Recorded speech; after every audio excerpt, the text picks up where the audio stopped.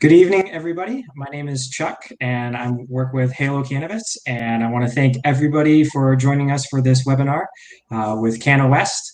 And I also want to thank Canna West for pretty much hosting us and putting this on and getting everybody signed up. We really appreciate them. We really appreciate the partnership we have with them.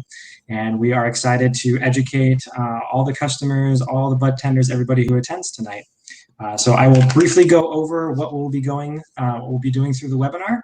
I will go over kind of the chat box questions and everything off to the side, and then we'll get started. So this webinar is based around our sourcing protocol as well as our lab protocols, who we source from, why we source from them, and then kind of our checklist for each of those farms that we work with. And then taking a step further, what lab we work with and why, and how that really affects the product that we give you guys. So those will be the main subjects for the webinar tonight, and that will be presented by our founder, Lo. So during that presentation, if you have any questions, you can reach over to the box over here and ask a question during the presentation. At the end of the presentation, we will have a Q&A, and I will go ahead and ask those questions to Lo. And then you have a chat box. So this is where all of you can just chat amongst yourselves. And then I went ahead and just asked quick 2 questions over there. What has been your favorite go-to strain for the summer? And then what's your favorite fall activity, as we just got through the fall equinox, which is one of our new strains. And yeah, just kind of seeing how everybody's doing out there.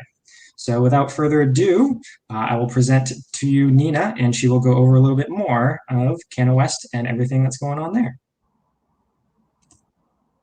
Excellent.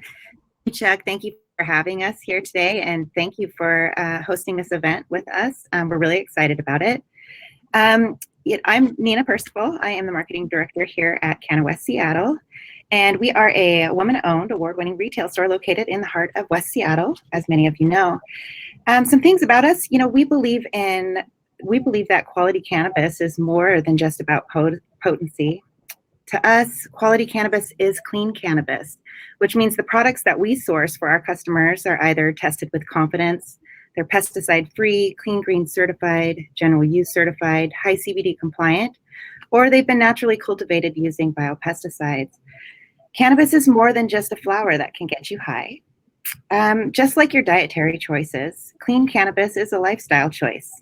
It's a powerful plant that can be used as a medicine or utilized to enhance a healthy and active lifestyle. And we strive to carry a large inventory of clean cannabis products.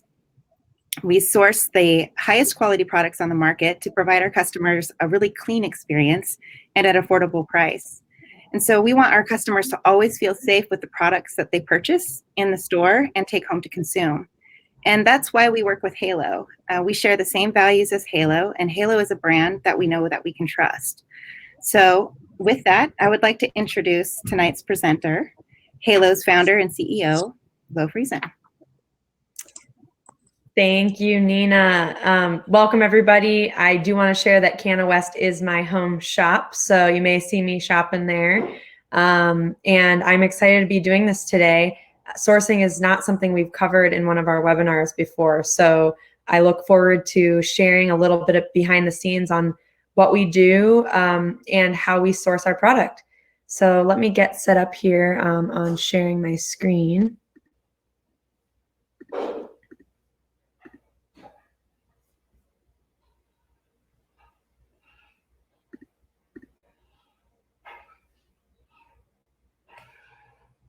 Today, we are starting at the source. So first, a little bit about Heylo. Heylo exists to help anyone get more out of life. That's our mission. That's why we're here. And we've been doing that since day one, which started in 2017, with a foundation of providing consumers with education and transparency within the cannabis space, which is not something that I personally found in the industry as a consumer back when I moved here in 2015.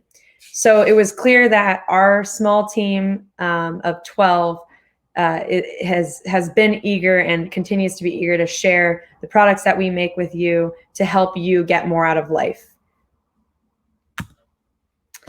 Today we'll cover sourcing, our supplier validation program, and the Tested with Confidence program. But I do want to note that today's event will be recorded, so you'll be able to access this later on. And also check out our YouTube series called higherED. What that does is episode by episode goes through various components of the Heylo process from extraction to sourcing. And so our episode number 4 is all about sourcing. So please do check that out. It might have a different spin on what we're talking about today. So sourcing cannabis is one of the most important aspects of the entire extraction process. So Heylo is a processor only. We do not grow our own product, which some would say is a weakness, but I confidently say it's one of our strengths. It allows us to work with a number of different growers to source diverse genetics and to really be selective with what product we're inputting into our extraction system. So what you see here are 3 different types of cannabis. We have our trim, which is anywhere from 1 to 10% cannabinoids. What you see here in the picture are the fan leaves, the classic cannabis, big finger leaves. Those usually contain between 1 and 2% cannabinoids because the plant is focusing on producing cannabinoids within the actual flower. You can also source trim that is called sugar leaf. And so what that is the excess material as your flower gets trimmed. And so the material that you're purchasing on the retail shelf has been trimmed, whether that's through a machine or from hand trimming. You see a tightly trimmed cannabis flower, whereas normally it has these leaves that surround the flower. Those are called sugar leaves, and they contain between that 5 and 10% cannabinoids. So they can still be a good source for cannabinoids, but they're not really capturing the full bud experience. In the middle, you'll see some outdoor flower, really beautiful flower, but you can tell that it looks a little bit different from the indoor flower that you see on the shelf, and a little bit different from what's magazine quality. And the reason for that is it's grown in the sun. Just like people outside in the sunlight can get tan, the cannabis flower also is exposed to the sunlight, obviously, and it develops a different color because of that. In addition to that, cannabinoids are expressed to their fullest potential in the outdoor flower. And what that means is the genetics of the cannabis plant actually indicate what the end flower will produce. And so that can be high THC, it can be high CBG, it can be high CBD. Generally, what we're seeing is that those outdoor flowers end up with a much broader spectrum of cannabinoids. That means that it has a nice chemical profile that's diverse. So we have those high THC strains, but mixed into that high THC chemical profile are those minor cannabinoids like CBG, THCV, CBC. Some of you may see that on our test results and on our packaging. Those are important because they actually affect your experience. And if we're providing you with an experience that's as close to the plant as possible, we need to be sourcing flower. And we also believe that diverse chemical profile, both in the cannabinoids as well as the terpenes, will help you reach the optimum experience. On the right-hand side, you can see a much more densely populated flower full of trichomes. And those trichomes are where the plant produces the resin. And the resin is where we find our cannabinoids and also the terpenes. And so you can see on the indoor flower that we usually have a much higher potency.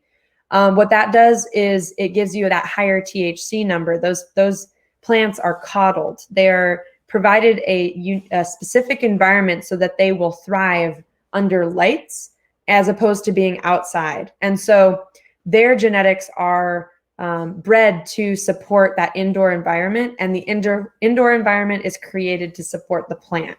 So you'll see that the highest THC products you can find are grown indoor. And because the plant is creating that the high THC or high cannabinoid product, it actually does often lower the percent of terpenes in there. And the terpenes are not only inherent to the genetics, but also a reaction to the environment. So naturally, you can assume that sun-grown, exposed to the elements, exposed to bugs, exposed to animals, they're going to react to that environment. And so we actually end up seeing more diverse terpenes in sun-grown flower. And they're also usually more robust and more in higher concentration than indoor. Again, that's because of the environment, but also just math. Higher cannabinoids means a lower, you're gonna have to sacrifice something, and that usually means lower terpenes. Whereas outdoor flower, they generate these big buds, they're creating a much more balanced profile, so you'll have lower potency usually, but higher terpenes. And so those are some integral pieces to the extraction, because what we want to do is create that extract that's as close to the plant as possible. And that's why we source flower. If we're going to produce something that that is equal to what you would feel when you smoke flower, we need to start with that same flower. So Heylo only uses full bud to ensure that we are setting ourselves and the customers up for success. The last piece of this is also, of course, sustainability. That's always what we consider when we're working with farmers. How can we work and support farmers that are taking sustainability into consideration with their grow practices? Outdoor is obviously the most sustainable option. You have the sun, the natural energy from the sun. The plant is intended to be grown outdoors. You can use well water. The plant naturally is able to thrive in the environment and fend for itself. It creates those terpenes to fend off unwanted bugs. And then lastly, you're not using really any consumables, because the plants don't need pots. They're in the ground. The plants don't need excess nutrients, because they're getting that from your soil. And that's why a lot of growers outdoors create that living soil. They replenish the earth with those nutrients naturally, and give the plant the opportunity to survive. I did want to note that we do selectively source from specific growers that align with our values, that are growing the plant with positive energy and moving this industry forward in the best way, and just pouring themselves into the love of the plant. You'll see Sunnyside on our packaging, Cascade Gnome, Washington Bud Company, High Five Farms, Trailblazing Productions, Emerald Twist, and Canisol. Most of these are sun-grown, but we do work with a few indoor growers that we believe are taking it to the next level. For example, Washington Bud Company.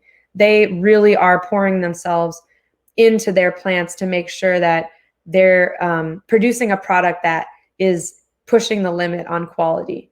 And then, of course, Trailblazing Productions, they're one of the most well-known LED growers in the state, and I'm sure you've seen them featured on Dope Magazine.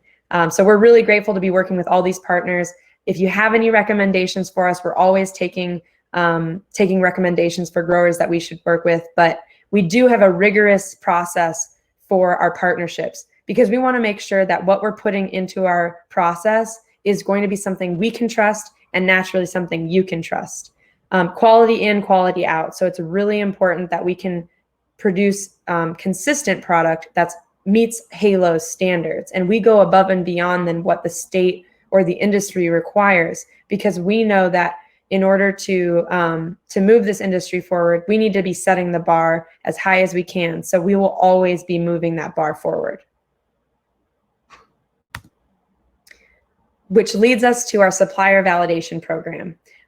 It's general good manufacturing practice to make sure you have a program that is ensuring that your suppliers are following regulations, that they're producing product to your standards, and that you can consistently rely on them as a supplier.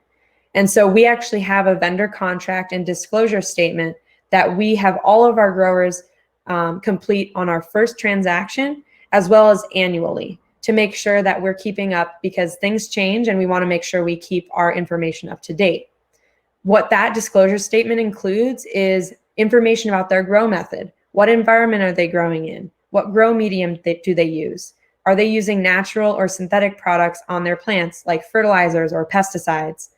And then lastly, another important piece is defining the quality of their grading scale. And so the language is different from grower to grower. And that's just natural for an industry that is not as structured as a much more mature industry would be. So that's okay. But we've taken it upon ourselves to make sure that we're establishing good practices. So we want to know, what are those definitions? How do they define the quality of their product? And so we make sure that when we're purchasing from our sources, that we are communicating in the same language.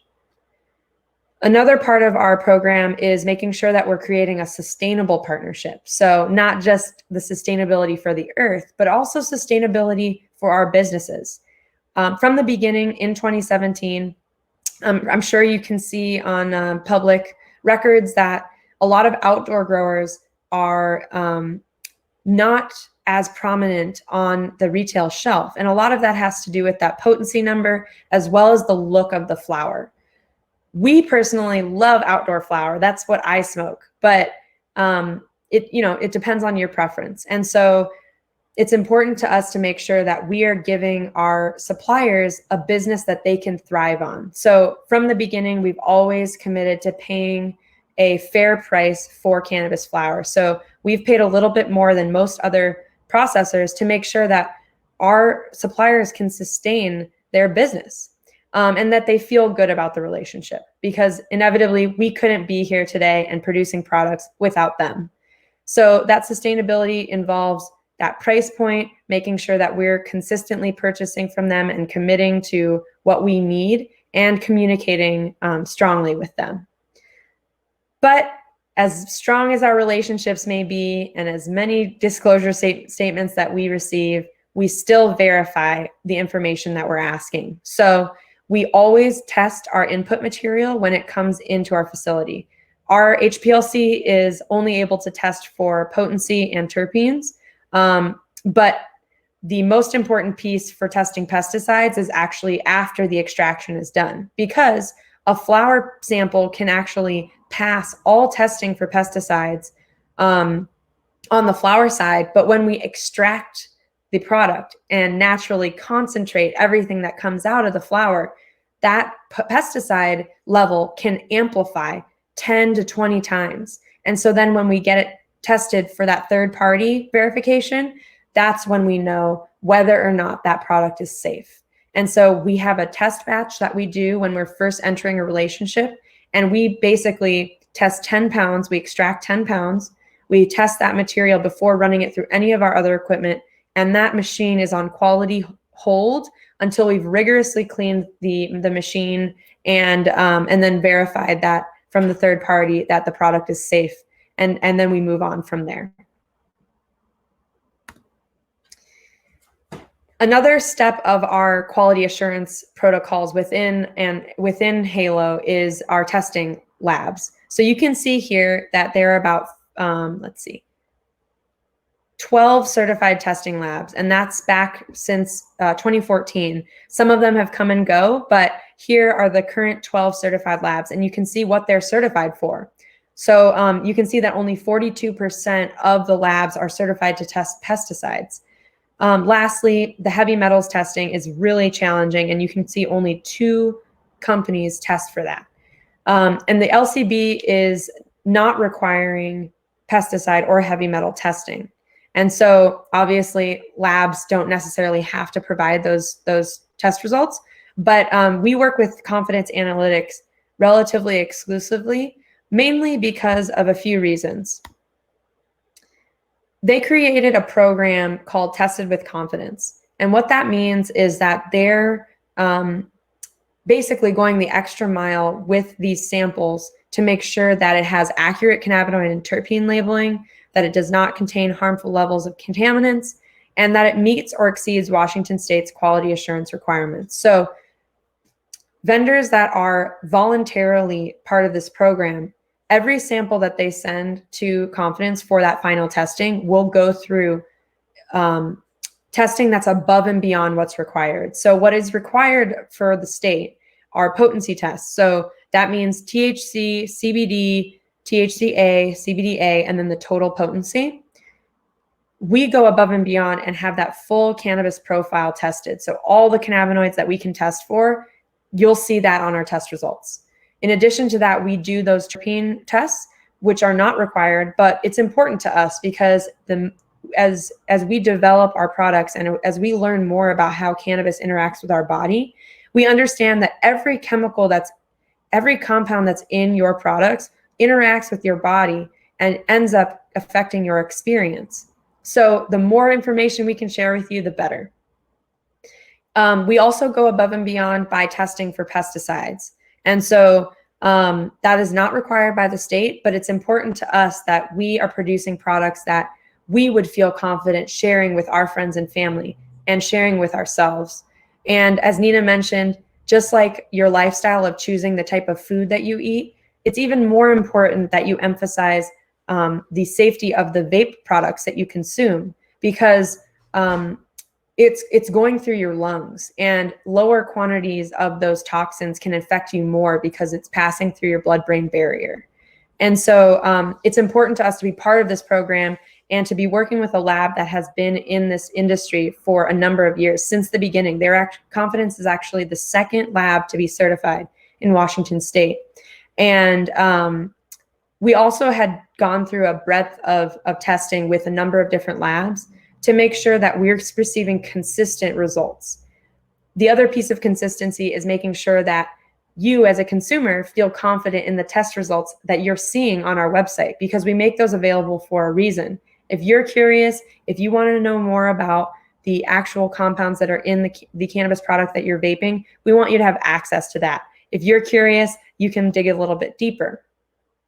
And so producing that consistent certificate of analysis, making it familiar to your eyes, is important to us. So not only are our analytics available on our website, they're also available on the PAX app. If you explore your strains on the PAX app, you'll be able to access the test results.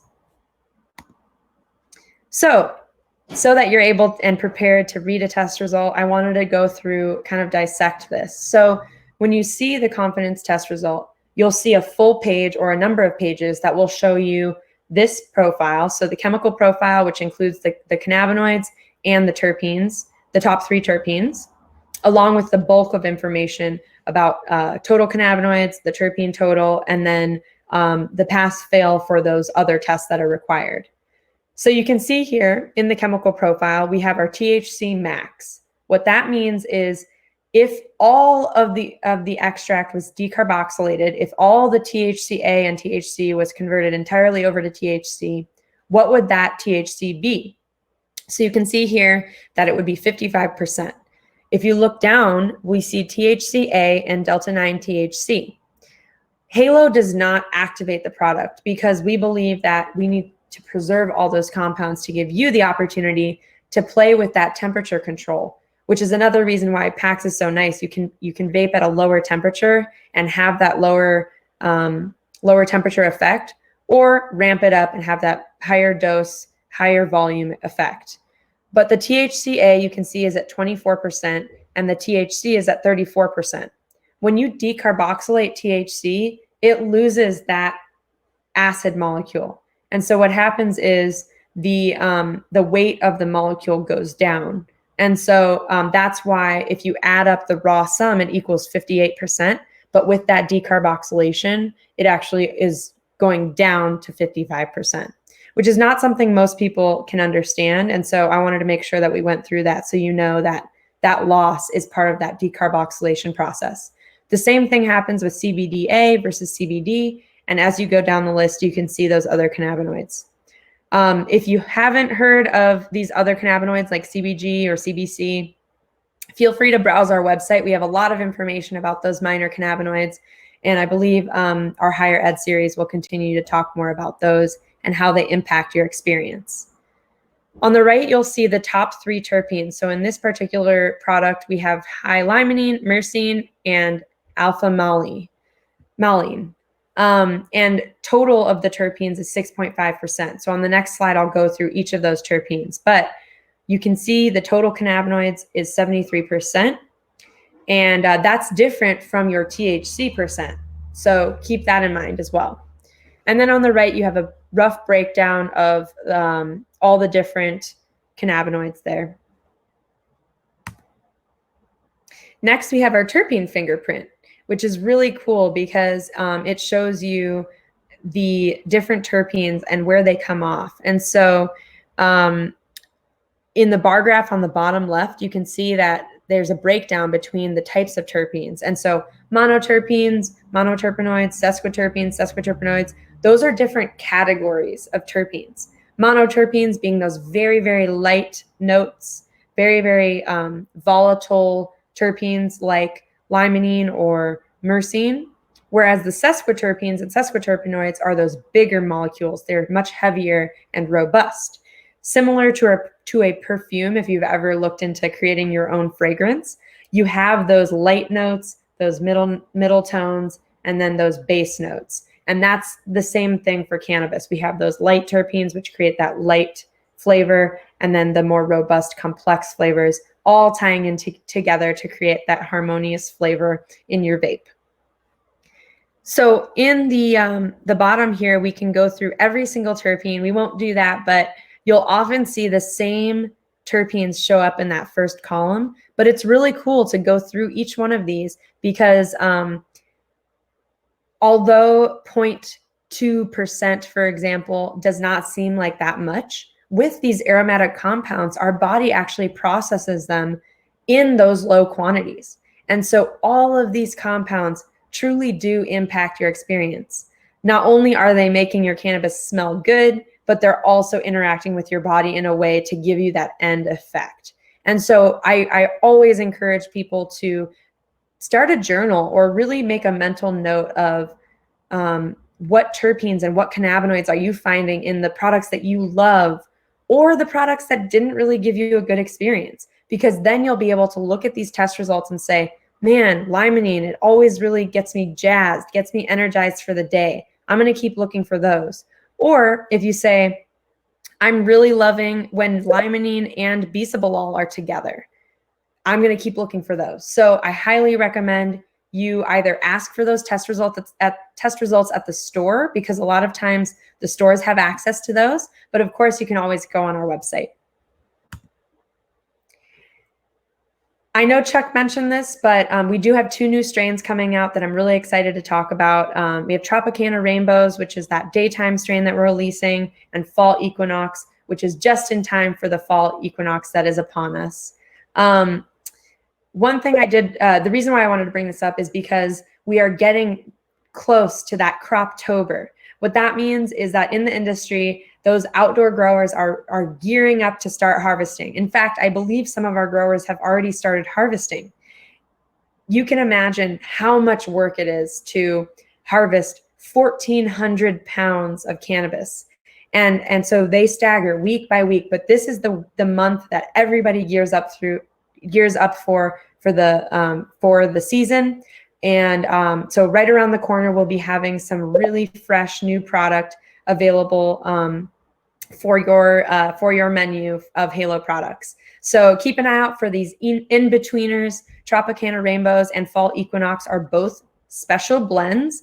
Both of these have won my heart. I can't even describe how amazing the flavors are and the experiences are. I will let Chuck tell you what those blends are, though.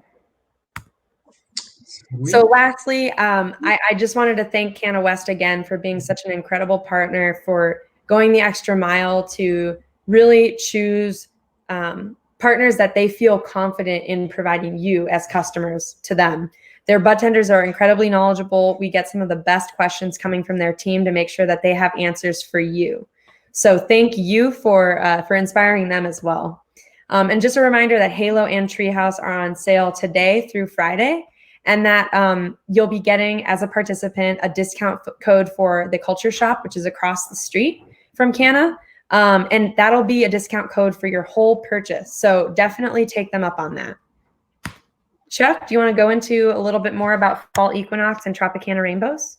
Yes, absolutely. Thank you, Lo. So those 2 strains, so I shouldn't say strains, those 2 blends we came out with just last week, and the Fall Equinox is by far my favorite so far. And with these blends, we pay attention to the names that we come up with, because we don't want to come out with a name that's an actual strain, because that's all that's going to do is it's going to create confusion, and then somebody's going to try and look for the Tropicana rainbows. So we make sure that we come up with those blend names that are not actual grain names. So with the fall equinox, that is a mix of our volume 2 and lemon garlic. So it's got a nice little CBD in there. It's about 11% CBD. And then our Tropicana Rainbows is our volume 2 with our 707 Truth Band. So both of those are from Sky. The blend is Sky High Gardens and Sunnyside Farms. And yeah, so they're at Canna West now and all over the state. I do want to touch on those blends too, Chuck. You brought up a really good point, which is strain names. And it's important for people to understand, whether you're a veteran in the industry and understand strain names already, or new to the industry, and like, how do people come up with these names? Historically, there's multiple components to what goes into a strain name. So first is the origin of the product or of the plant. So like an Afghani Kush, for example, we're talking about where the plant originated. And the genetics are developed from the environment experienced in the wild, which is super cool. The second piece of it is, of course, the grower's contribution. If a grower takes genetics and decides to breed two plants together to create something different, they have the opportunity then to name that strain. It can either be named based on the genetics of the parent plants. So an example is blueberry trainwreck. We can assume that the genetics of that plant came from blueberry crossed with trainwreck. And then the last piece of it is, of course, the experience that it provides. And I brought this up today when I was speaking with somebody. The movie Grandma's Boy does an amazing job of taking strain names and really taking it home to showing you what that means and how much it can reflect your experience. And then the other thing is also the flavor. So, you know, you have your tangerines, you have your pineapples, those should taste like that. So as an extractor, we don't really get the opportunity to come up with genetics. But what we do have the opportunity to do is our very best to, when we do create these blends, which is similar to breeding two plants together, to create these blends and offer a new name for that product that's reflective of the product, whether it's the experience or the intention behind the blend. So I'm really excited that we are continuing to do these blends. That was perfectly said, and it's a lot of fun for the team to try and come up with the blend names too. You know, there's a little fighting, a little bit involved of favorites for blend names, but yeah, we come up with some really good ones. Nothing wrong with the healthy discussion. Yeah, exactly. And if anybody has any suggestions for blends that we can put together for you guys, like I know a lot of people buy their favorite flower and then they put them together in a joint, or put them together in a bowl.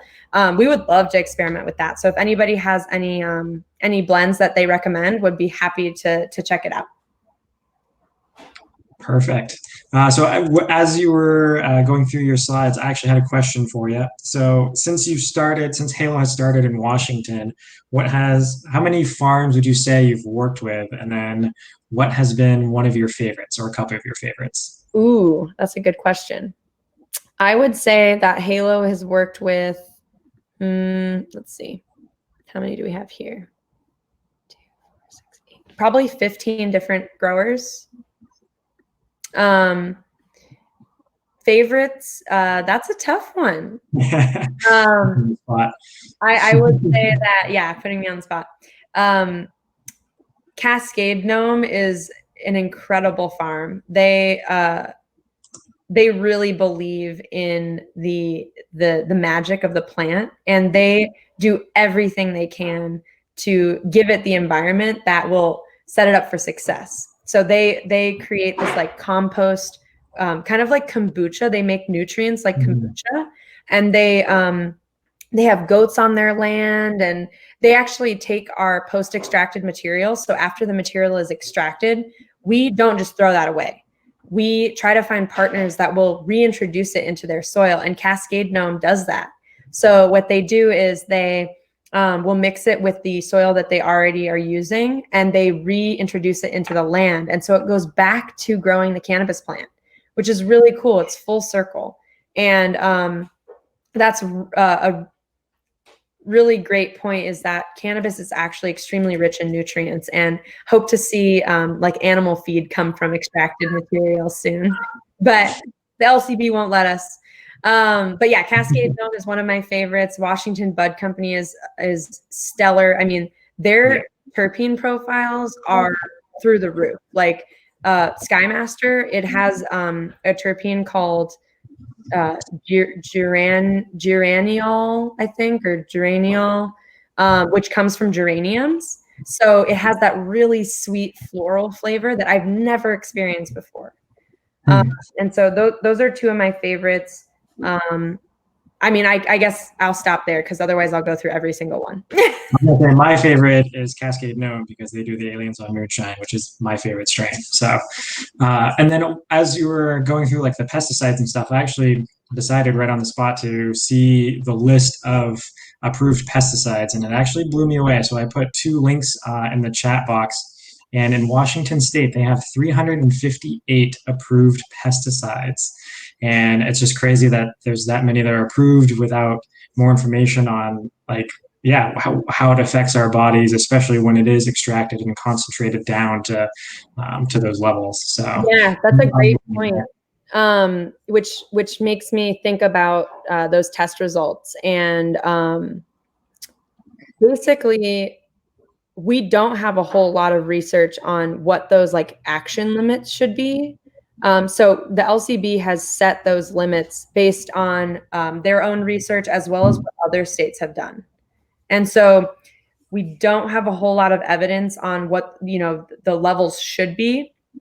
We do believe that the levels that they've set are obviously way below even remotely a toxic level. But the other piece of it is that testing labs, it's actually really challenging to detect pesticides at that low of levels. It's extremely expensive to get the equipment to do that. And so that's why not very many labs support pesticide testing, because a lot of them just simply aren't capable of doing it. And then, of course, we have the whole, like, who's creating these testing protocols. The labs are the ones that are having to generate these testing protocols. So, and there's no standard. There's an American Testing Standard Association in the country that helps with analytical labs to test for, drugs or pesticides in agriculture. That's an entire association dedicated to creating standard testing practices for these industries. Cannabis is not one of those. And so every lab is racing to create the best, most efficient, cheapest protocol that they can find. And the LCB doesn't know how to approach understanding those testing protocols.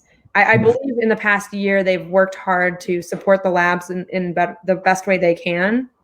But the bottom line is that there's just not a standard testing protocol out there. So every lab could be using a different protocol, which is why you see so much variance between the test results, and very few actionable quality control methods for the LCB and other governing bodies to be able to hold labs accountable.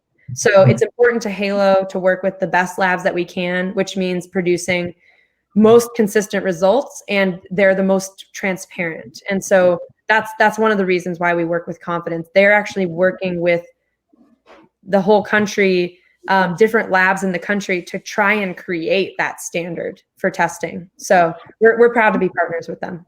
Yeah, absolutely. Great. So that's pretty much it. I'll have Nina kind of go over the coupon code and how that's going to look for everybody who attended the webinar. Excellent. Thank you again. Thank you so much. That was a wonderful presentation. Very educational. I learned quite a bit there. So the sale that we're having today through Friday at our dispensary is we're going to have 20% off on all Heylo and Treehouse products. And then for across the street at our culture shop, for all attendees, our promo code is higherED 101. higherED is Heylo's education channel on YouTube. So check it out. It's really informational, and it's a great place to learn more about Heylo and their products and the process of producing. And so, yes, Heylo 101, or excuse me, higherED 101. And you get 30% off your entire transaction at the Culture Shop. And that promo code will be good through the end of the month. So thank you again, you guys. This was wonderful. Thank you. Thanks, Chuck, for moderating and putting this all together, and for Nina as well. Excited to keep doing these. Yes, me too. And one more thing I did put in the chat box was a link to the higherED videos on YouTube, and we have 5 of them up there now. So go ahead and check that out. But that's it from us. I hope everybody enjoyed it, and we will catch you on the next webinar. See ya. Bye, everyone.